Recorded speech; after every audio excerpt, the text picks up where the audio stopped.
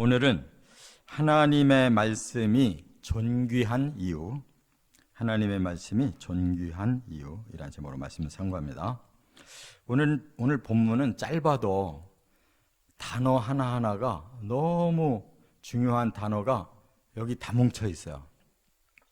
그래서 그냥 이렇게 한번 읽어가지고는 이게 도대체 무슨 뜻인지 이 감을 잡기가 힘든데, 결국 이 내용에서 제일 주제가 되는 게 뭐냐면 말씀이라는 거거든요. 여기 13절에 보면 말씀을 멸시하는 자, 또 계명을 두려워하는 자, 이렇게 이제 주제가 말씀을 받아들이는 사람과 말씀을 거부하는 사람, 그 결과를 이렇게 비교하면서 하나님이 이 말씀을 주셔서 사람들을 어떻게 하시려고 하는가는 하나님의 계획을 밝힌 거거든요.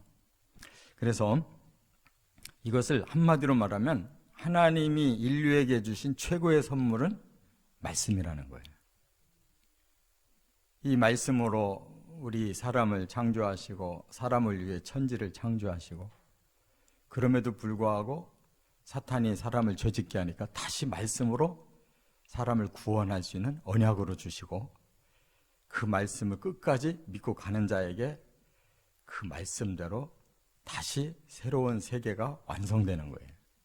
이 말씀이 모든 것을 지금 이루어가고 계시는 건데, 그거야말로 하나님이 인류에게 주신 최고의 선물이잖아요.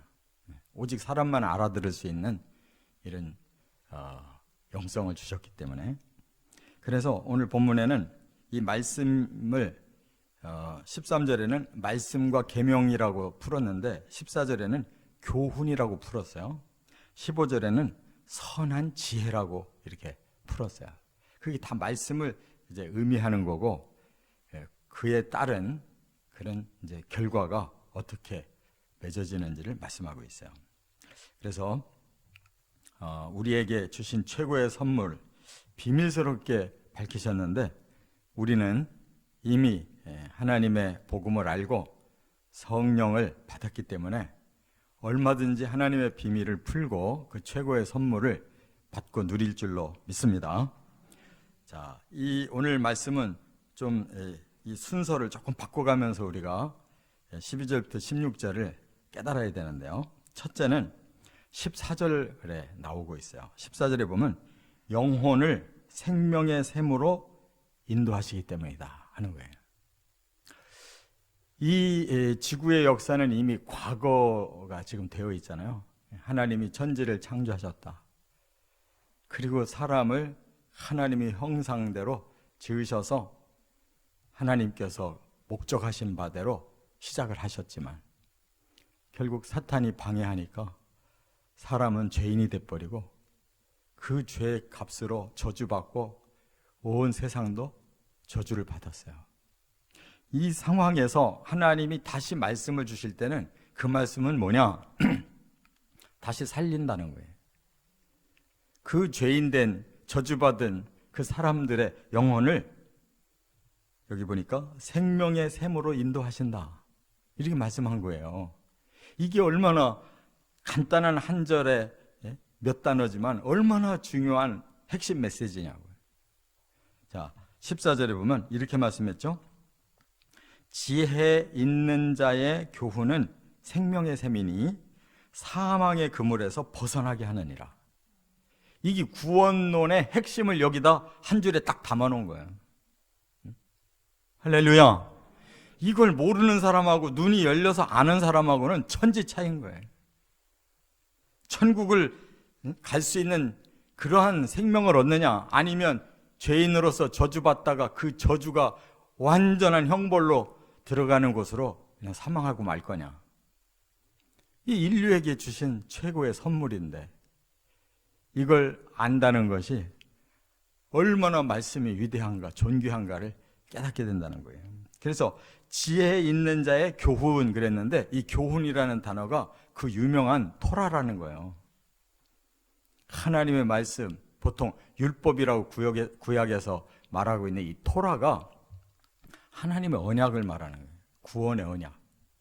그래서 이 토라를 잘 너희는 들으라 하면서 그냥 우리 눈앞에 항상 그 토라가 보이게 하고 손목에도 이마에도 그냥 언제든지 말씀이 그냥 우리 마음에 항상 있게 해라.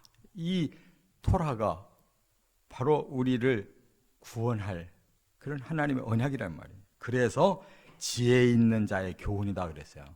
이 지혜라는 말은 우리가 가장 기본적인 단어가 호크마거든요.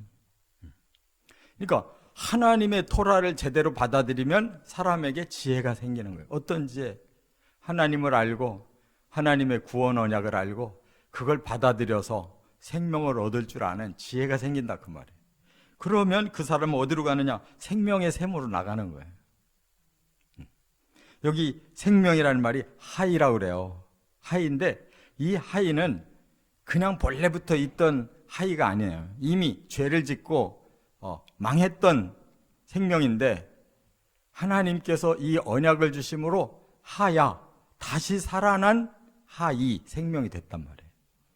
그곳이 하나님의 그 샘인데 그곳으로 우리를 인도해 주시니까 우리가 영원히 살 수 있는 생명체가 된다. 이 샘이라는 말은 이 원천, 근원이라는 뜻이에요. 우리는 하나님의 그 생명의 그 근원을 찾았습니다. 바로 토라를 통해 지혜를 가지고. 할렐루야. 이게 우리 신자들인 거예요. 그런데 그렇지 않은 사람은 어떠냐? 바로 사망의 그물에서 그들은 멸망하고 그 지혜를 얻은 자들은 사망의 그물에서 벗어나게 하느니라 그랬잖아요. 우리는 본래 이대로 가면 전부 사망의 그물에서 걸려가지고 멸망할 자들이에요. 그런데 너무나 하나님의 말씀 그 귀한 선물을 우리가 받아서 하나님의 그 토라를 깨닫고 지혜를 얻어서 우리는 생명의 샘으로 나갔기 때문에 저 사망의 영원한 그물에서는 우리는 벗어났다. 이 그물이라는 말이요, 이 모켓이라고 그러는데 그물이라는 뜻도 쓰지만 미끼라는 뜻도 쓰고 또 덫이라는 뜻으로도 쓰고 올무라는 뜻으로도 쓰고 함정이라는 뜻으로 쓰고 이게 전부 사탄이 사람을 사로잡는 각양각색의 방법을 말하는 거예요. 거기서 우리는 빠져나올 수가 있었다. 그리고 생명의 근원으로 우리는 갈 수가 있었다 그 말이에요. 말씀 때문이에요. 자, 두 번째 15절 16절로 넘어가니까 삶을 은혜로 인도하시기 때문이다 하는 거예요. 이제 구원의 샘물로 나가서 그 구원의 샘물을 먹고 이제 생명이 생겼잖아요. 그럼 이거는 새로운 출생에 불과한 거예요. 거듭났을 뿐이에요. 이제 하나님이 주시는 구원의 완성 세계로 가야 되잖아요. 우리 힘으로 못 가요. 그래서 하나님이 뭐를 주셔서? 은혜를 주셔서 그 길로 인도하신다는 거예요. 네. 생명도 하나님이 주시고 가는 길에 은혜도 하나님이 주셔서 그 말씀을 통해 이 은혜를 받으면서 가는 것이 신앙생활이에요. 그래서 여기 15절에 선한 지혜는 은혜를 베푸나 그랬어요. 우리는 이미 선한 지혜를 받았어요. 지혜도 귀한 그 능력인데 거기다가 선한 지혜를 받으니까 이건 뭐 완벽한 우리를 인도하기에 완벽한 그런 능력을 우리가 받은 거예요. 그걸 한마디로 은혜라고 그랬어요. 은혜. 하나님의 사랑이죠. 은총, 또 하나님의 호의, 하나님이 주시는 혜택, 이 원어가 헨인데 이것만 받으면 다 되는 거예요.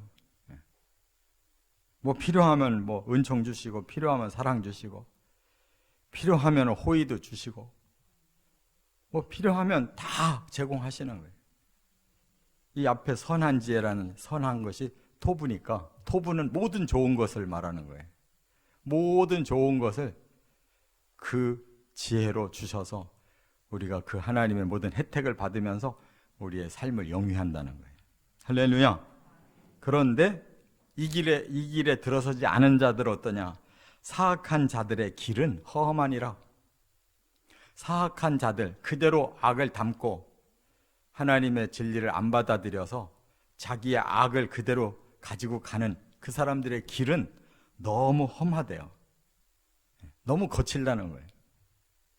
그 사람들이 막 자기 욕망으로 살아가는 사람이 어떨 때는 막 행복해 보이고 대단해 보이잖아요. 부러울 수도 있잖아요. 근데 조금 더 있어 보세요. 어떤 일이 일어나나. 험악한 일들이 일어나는 거예요. 그들의 마음이 평안할 일이 없고 그들의 삶이 평안할 일이 없어요. 왜? 죄는 잠깐만 짜릿하고 그 후부터는 죄의 후유증은 사람들을 이렇게 거칠게 다뤄가지고 못 견디게 하는 거예요. 그렇게 고통스럽고 괴로운 삶이란 말이에요. 죄라는 것이. 또 16절에는 무릇 슬기로운 자는 지식으로 행하거니와 그랬어요. 이 슬기도 이제 지혜에서 나온 거예요. 아주 우리는 현명하게 그때그때마다 아주 막 능숙하게 해결해 나간다는 거예요. 이 지혜가 있기 때문에. 그런 사람은 지식으로 행한다. 구약 성경에서 이 잠언에서 지식이라는 말은 지혜와 쌍둥이에요. 하나님이 지혜를 주시면 모든 것을 바르게 할 수 있는 그런 능력이 생기는 거고, 지식은 그것이 실제로 삶에 적용이 되는 거예요. 그래서 체험적인 지식, 재능을 우리에게 주신다는 거예요. 그래서 하나님이 은혜도 주시지만 지혜도 주시니까 하나님의 말씀으로 체험된 그런 재능이 우리의 삶에 적용되면 계속 아름다운 열매를 맺어가는 거잖아요. 그런데 반대로 미련한 자는 자기의 미련한 것을 나타내느니라. 여기 앞에 미련과 뒤에 미련은 단어가 좀 다른데요. 우리도 강조법이 있잖아요. 강조할 때 요 단어 쓰고 조금 비슷한 단어를 또 한 번 쓰잖아요. 그 뜻이에요. 결국 미련한 사람 미련한 짓 한다는 거예요. 이게 다 어리석다, 바보다 그런 뜻이에요. 바보는 바보짓을 하게 돼 있잖아요. 자, 끝으로 세 번째, 이제 결정적인 곳으로 인도하시는데 12절, 13절 이제 앞으로 넘어가면 영원한 소망으로 인도하시기 때문이다. 결국 우리의 문제는 이 땅에서 죄짓고 저주받고 죄를 계속 싸가지고 영원한 지옥까지 가는 게 문제잖아요. 이거를 완전히 해소하고 완전히 하나님 앞에 구원과 창조가 완성되는 새로운 세계로 인도를 하기 때문에 우리 그리스도인은 소망이 있는 거예요. 그 이 땅을 얘기하는 게 아니에요. 영원한 소망으로 인도하신다는 거예요. 그게 하나님 나라가 아니겠어요? 자, 12절에 그랬어요. 소망이 더디 이루어지면 마음을 상하게 하거니와. 우리는 이제 소망이 생겼습니다. 어떤 소망? 영원한 하나님 나라로 갈 소망을 우리가 얻었어요. 그런데 이것이 더디 이루어진다면 우리는 힘들잖아요. 우리 그리스도인들이 예수 믿자마자 그냥 한순간에 천국으로 꼴이 나면 얼마나 좋겠어요. 그러나 이 소망, 희망을 우리는 가지고 멀리 내다보고 오랫동안 가고 있는 거예요. 적어도 우리 개인은 자기가 죽을 때까지 이 희망이 안 이루어지잖아요. 그리고 이 역사도 종말이 올 때까지는 이 희망이 안 이루어지잖아요. 그러니까 이게 굉장히 더디잖아요. 내 개인의 생애도 이게 더디게 느껴질 뿐만 아니라 인류의 역사 속에서도 이게 더디게 느껴져요. 지금 적어도 아담부터 지금까지 6,000년이나 왔거든요. 우리도 이제 뭐 80이든 90이든 100살이든 아직 거기까지 안 됐으면 거기까지 더 살아야 되잖아요. 그리고 죽어야 낙원이라도 가는 거잖아요. 이게 더디다. 그러면 어떤 일이냐? 상하게 된다 그랬어요. 이 말은 뭐예요? 그런 희망을 가지고 살면서도 계속 우리 마음에 병이 들고 슬픔이 생기고 낙심된다는 거예요. 근데 이 희망은 그런 과정 속에서 가는 거지, 그냥 한번 희망이 생겼다 그러면 뭐 룰루랄라 하면서 가는 거 아니에요. 신앙생활은 가시밭길을 가는 거예요. 광야길을 건너가는 거예요. 깨달으시기 바랍니다. 그래서 드디어 소원이 이루어진다고 그랬어요. 소망은 멀리 내다본 방향, 희망을 말하는 거고, 소원은 내가 정말 여기서 간절히 바라던, 그 악망하던 그것이 딱 이루어지는 것을 말하는 거예요. 소원 멀리까지 가다가 드디어, 소망 멀리까지 가다가 드디어 소원이 이루어지는 날이 온다 이거예요. 그게 바로 예수님이 오시는 디데이예요. 그때는 어떻게 돼요? 곧 생명나무라.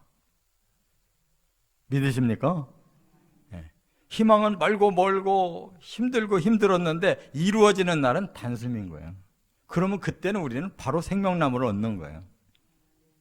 얼마나 멋있고 얼마나 깊고 오묘한 말씀이냐고요. 제가 그랬죠. 창세기 3장에서 사라진 생명나무가 잠언에서 이렇게 우리들을 이렇게 의의 열매를 맺는 자에게 생명나무를, 이렇게 소원을 소망을 가지고 살던 자들이 소원이 이루어지는 디데이에 생명나무를 얻는다. 그게 바로 창세기 21장 22장에 바로 천국의 안에 있는 생명나무다 말씀드렸잖아요. 그게 이루어지는 날이 있어요. 그러면 거기서 끝나는 게 아니에요. 13절에 보니까 말씀을 멸시하는 자는 패망을 이루지만 계명을 두려워하는 자는 상을 받는다 그랬어요. 최후에 우리는 생명을 얻을 뿐만 아니라 하나님 앞에 보상이 있다는 거예요. 그 나라의 영생과 영광을 누리게 된다는 거예요. 할렐루야. 이렇게 지금 성경은 아주 체계적으로 모든 단어를 여기다 다 집어넣어놨잖아요. 우리가 조금만 퍼즐 게임 하듯이 흔들어 보면 아는 거예요. 근데 요것도 안 하려고 하니까 말씀을 못 깨닫고 마는 거예요. 이렇게 나와서 들으시니까 깨닫잖아요. 지금 잠자고 있는 사람 모르잖아요. 이것이 계속 연속되면은 하늘과 땅 차이로 벌어지는 거라니까요.